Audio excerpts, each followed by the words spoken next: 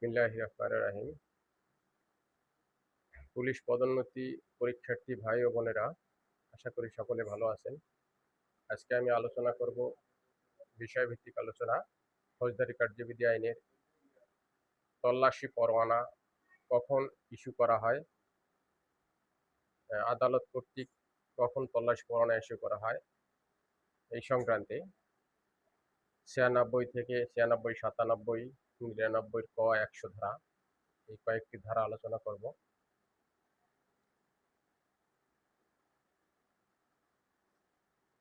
ফৌজদারি কার্যবিধি আইনের 96 ধারায় বলা আছে, যদি কোনো আদালতের এইরূপ বিশ্বাস করার কারণ থাকে যে 94 ধারা অনুযায়ী সমন এবং 95 ধারা অনুযায়ী কোনো বস্তু বা দলিল হাজির করার জন্য সমন ইস্যু করা হয়েছে, উক্ত বস্তু বা দলিল যদি হাজির করতে ব্যর্থ হয়, তাহলে উক্ত ব্যক্তির প্রতি আদালত তল্লাশি পরোয়ানা ইস্যু করতে পারেন। তবে ডাক ও তার বিভাগের কোনো তল্লাশি করতে গেলে অবশ্যই ম্যাজিস্ট্রেটের আদেশ ছাড়া তল্লাশি করা যাবে না। এখন 97 ধারায় বলা আছে যে তল্লাশি পরোয়ানা আদালত যখন ইস্যু করেন, আদালত ইচ্ছা করলে যে জায়গা নির্দিষ্ট স্থান উল্লেখ করে তল্লাশি পরোয়ানা ইস্যু করতে হবে। যে জায়গা তল্লাশি করতে হবে সেই জায়গা উল্লেখ করে দিতে পারে যে অমুক স্থানটি তল্লাশি করতে হবে।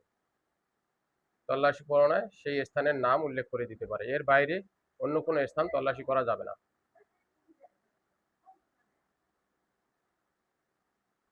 98 ধারায় বলা আছে, যদি কোথাও চোরাই মাল পাওয়া যায় অথবা জাল দলিল, স্টাম্প, সিল, প্যাড, মেকি মুদ্রা জাল হচ্ছে, এই ধরনের কোনো সংবাদ পাওয়া যায়, উক্ত স্থান তল্লাশির জন্য আদালত তল্লাশি পরোয়ানা ইস্যু করতে পারেন। এক্ষেত্রে তল্লাশির পরে উদ্ধারকৃত বস্তু অবশ্যই আদালতে প্রতিবেদন আকারে জব্দ তালিকা সহ সাবমিট করতে হবে।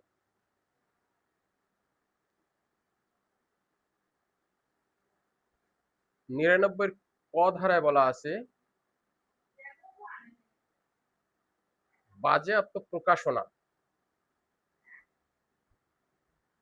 এইরূপ কোনো প্রকাশনা যদি থাকে, সেটা যেখানে মুদ্রিত হোক না কেন, আদালত তল্লাশি পরোয়ানা ইস্যু করে ওই মুদ্রিত বই বা পুস্তক প্রকাশনা বাজেয়াপ্ত করার জন্য তল্লাশি পরোয়ানা ইস্যু করতে পারে। এক্ষেত্রে রাষ্ট্রের গুরুত্বপূর্ণ ব্যক্তিদের, যেমন রাষ্ট্রপতি, প্রধানমন্ত্রী, এই ধরনের ব্যক্তিদের মানহানিকর কোনো পোস্টার, লিফলেট কোথাও যদি থাকে, সেটি অপসারণ করার জন্য আদালত তল্লাশি পরোয়ানা ইস্যু করতে পারে। এরপরে 100 ধারায় বলা আছে, আটক ব্যক্তিকে উদ্ধার করার জন্য তল্লাশি পরোয়ানা ইস্যু করা হয়। এক্ষেত্রে আমরা অনেক সময় দেখি,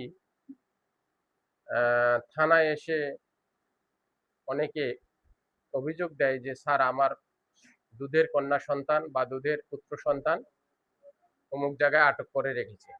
অর্থাৎ বাবা বা মানে সন্তানের বাবার পরিবারের লোকজন সন্তানকে আটক করে রেখেছে। এক্ষেত্রে অবশ্যই তল্লাশি পরোয়ানার প্রয়োজন হয়। তল্লাশি পরোয়ানা ছাড়া ওই সন্তানকে উদ্ধার করা অনেক সময় অবৈধ হয়। তারপরেও আমরা অনেক সময় দুধের বাচ্চাদের ক্ষেত্রে, দুগ্ধ পান করে এই ধরনের বাচ্চাদের ক্ষেত্রে আমরা বাচ্চা উদ্ধার করে দেই পরোয়ানা ছাড়াই। কারণ দুগ্ধজাত শিশু, তার জীবন বাঁচাও পুলিশের একটা দায়িত্বের মধ্যে পড়ে যায়। আসলে কিছু, কিছু আইন আছে যেখানে নিষিদ্ধ করা আছে, আবার আরেক অ্যা আ অন্য আইন দ্বারা ওই নিষিদ্ধ কাজটাকে সাপোর্ট হিসাবে নেওয়া যায়। যেমন সিআরপিসি ৪৯ ধারায় বলা আছে, কোনো এলাকায় যদি কোনো অপরাধ সংঘটিত হয় বা হওয়ার আশঙ্কা থাকে তাহলে পুলিশ তাহা প্রতিহত করবে বা নিবারণ করবে বা নিবারণের চেষ্টা করবে। সেক্ষেত্রে একটি দুধের বাচ্চা যদি কোথাও আটক থাকে তাহলে দুধের বাচ্চাটির জীবন বাঁচানোর জন্য তল্লাশি পরোয়ানা ছাড়াও ওই সিআরপিসি ৪৯ ধারা মোতাবেক অ্যা অপরাধটি নিবারণ করাও পুলিশের দায়িত্বের মধ্যে পড়ে। তারপরেও অনেক ক্ষেত্রে বাচ্চার বয়স যদি একটু বেশি হয়ে যায়, ধরেন ৫-৬ বছর, ৭ বছর, সেক্ষেত্রে তল্লাশি পরোয়ানায় ছাড়া উক্ত বাচ্চা উদ্ধার করা সঠিক হবে না। এখন আমরা যারা জনসাধারণ আছি তাদের উদ্দেশ্যে আমি বলি, কোনো বাচ্চা বা কাউকে যদি এমনভাবে আটক করে রাখা হয়, সেক্ষেত্রে আপনারা সরাসরি থানায় না এসে দ্রুত অতিরিক্ত জেলা ম্যাজিস্ট্রেট বা বর্তমানে অবশ্য চি চিফ জুডিশিয়াল ম্যাজিস্ট্রেটেও এই ধরনের ১০০ ধারায় মামলা করা যায়। আপনারা মামলা করার সাথে সাথেই সার্চ ওয়ারেন্ট, আদালত সার্চ ওয়ারেন্ট ইস্যু করে দিবেন। ওই ওয়ারেন্টটা সাথে সাথে হাতে করে থানায় নিয়ে আসবেন। তাহলে আমাদের ওই ওয়ারেন্ট বলে ওই বাচ্চা উদ্ধার করতে সহজ হয়। আমরা যেভাবে পারি পুলিশ ওই বাচ্চাটি উদ্ধার করব। উদ্ধার করে আমরা অ্যা আদালতে সোপর্দ করব। আদালত ভিকটিমের কথা শুনে যেটা ডিসিশন নেওয়ার নিবেন। এখন উক্ত বাচ্চা যে আমরা উদ্ধার করব, উদ্ধার করেই যে আমরা অ্যা মায়ের জিম্মায় বা বাবার জিম্মায় দেব, এটা কিন্তু আমরা পারব না।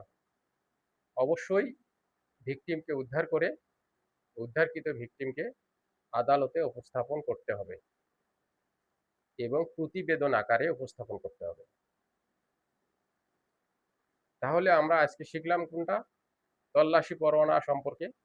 তল্লাশি পরোয়ানা আদালত কখন কোন, কোন ক্ষেত্রে ফৌজদারি কার্যবিধি আইন অনুযায়ী তল্লাশি পরোয়ানা ইস্যু করেন। ৯৬, ৯৮, ৯৯ ক ১০০ এই ৪ টি ধারা অবশ্যই মনে রাখবেন। আসলে মূল আইন আপনাকে ১ম থেকে শেষ পর্যন্ত ভালোভাবে বুঝতে হবে এবং পড়তে হবে। তাহলে আপনার যেকোনো প্রশ্ন আসুক, অন্ততপক্ষে আপনি লিখতে পারবেন। গাইড পরে ফলো করবেন। ১ম থেকেই মূল আইনটি আপনাকে ফলো করতে হবে। এরপরে তল্লাশি পরোয়ানা কিভাবে পুলিশ কার্যকর করবে সে বিষয়ে ১০১, ১০২, ১০৩ এই কয়টি ধারণা এই কয়টি ধারা আছে।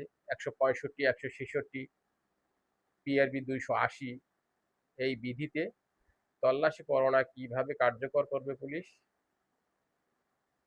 এই ধারাগুলোতে উল্লেখ আছে। এটি আমি পরে আলোচনা করব। আ আজ এ পর্যন্তই। ভালো থাকবেন, সুস্থ থাকবেন। আসসালামু আলাইকুম ওয়া রাহমাতুল্লাহি ওয়া বারাকাতুহু।